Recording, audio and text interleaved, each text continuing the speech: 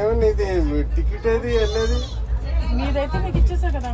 నాది నాకు ఇచ్చావు, నీ టికెట్ ఏది? నా టికెట్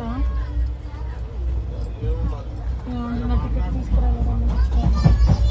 మర్చిపోతే ఇప్పుడు టీటీ వస్తే 1000 రూపాయలు ఫైన్ వేస్తాడు. ఎవరు కట్టాలి? నాకు అవన్నీ తెలియదు. నువ్వు ఎట్లా వదిలిచ్చి తీసుకురా. ఎలా తీసుకొస్తానండి? మళ్ళీ ఏం చేస్తావో నాకు తెలియదు. నువ్వు సరేలే, నేను ఏదో ఒకటి చేసుకుంటానులే, నీకెందుకు. ఏంటి జామకాయలు పట్టుకొచ్చావు?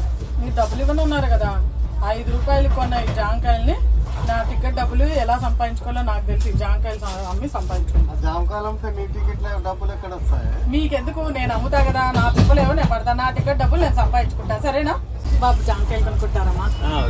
ప్లీజ్ కొనుక్కో నాన్న. లేదు నాన్న, ఇది చాలా మహిమగల జామకాయ నాన్న. నీకు సాఫ్ట్వేర్ ఉద్యోగం వచ్చేస్తుంది నాన్న, నువ్వు పెట్టుకో. 500 నాన్న. లేదు నాన్న, ఇది చాలా ఈ జామకాయ తినంగానే నీకు జాబ్ రాకపోతే నన్ను అడుగు. క్యాష్ లేవండి. ఫోన్ పే ఉంది నాన్న, ఫోన్ పే చేసే నాన్న. Thank you. నీకు జాబ్ కన్ఫర్మ్ అనుకోండి అమ్మా. జామకాయలు కొనుక్కోండి. 500 అమ్మా, ఓన్లీ 500. అవి చాలా మహిళలుగా జామకాయలమ్మా, మీరు కొనుక్కొని చూడండి, మీకు ఎట్లా ఉంటుంది, మీకు బాగా కలిసి వచ్చాను. నమ్మేశానండి, మీకు 1000 రూపాయలే టికెట్ డబ్బులు ఇచ్చేస్తాను. నాకు మళ్ళీ ఇంకా కూడా 2000 మిగిలి తెలుసా? మళ్ళీ అమ్మేసావే? అవునండి, 500 కోటి అమ్మేసా.